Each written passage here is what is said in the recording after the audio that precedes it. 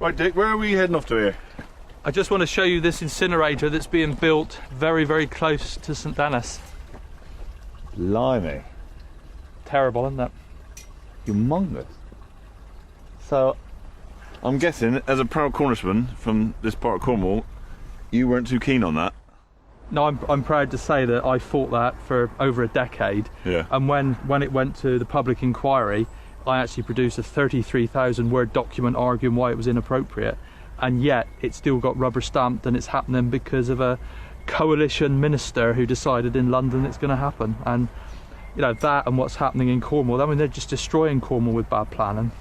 So, yeah, you're right, they are. That sort of thing wouldn't happen in some of the more desirable areas of Cornwall that are perceived by another population, the Foys, the Port Isaacs, the Lewes. That wouldn't appear around there, would it? I mean, we know well, coming here from Clay Country, we get dumped on. It's totally unacceptable, and you know, that's one of the strong things I've been doing for many years, is trying to fight back for our area.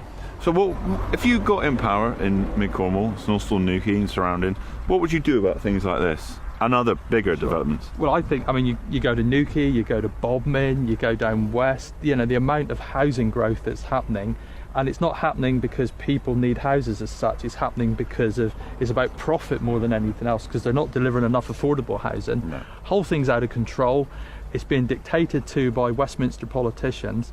I say we need all decisions about planning in Cornwall, so that things like this aren't allowed to happen, so that we do the housing that people need, not just allow large developers to make mass profits. And you know, the whole thing needs to change, and I can't see any of the other, you know, the London parties actually getting to grips with it at all. No, I can't see that either. I had a discussion with a chap in one of your rivals who kept saying it's about profit, and I said, why is it about profit? And he said, that's just the way it is. But that doesn't have to be the way it is anymore, does it? We can change these sort of things. People like you can change these things. People have got to fight it, or else it will be too late for Cornwall. Yeah. And I look at some of my opponents' literature, and they're saying on one hand, let's protect the countryside, and on the next page they're basically saying, let's free up the planning rules and regulations to make it easier for developers. You can't have it both ways. No, and that I think leads us on to affordable homes as well, because that's a massive problem in Cornwall.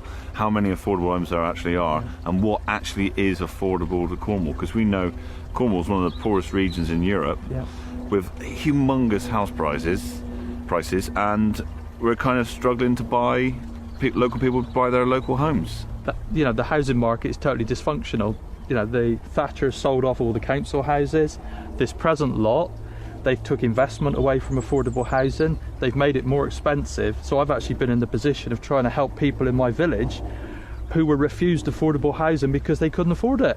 You couldn't make it up. Now they've just changed the planning rules so that developers don't have to do any affordable homes under a development of 10. They're just making it more and more difficult for communities, and make it easier and easier for their developer friends to make a profit.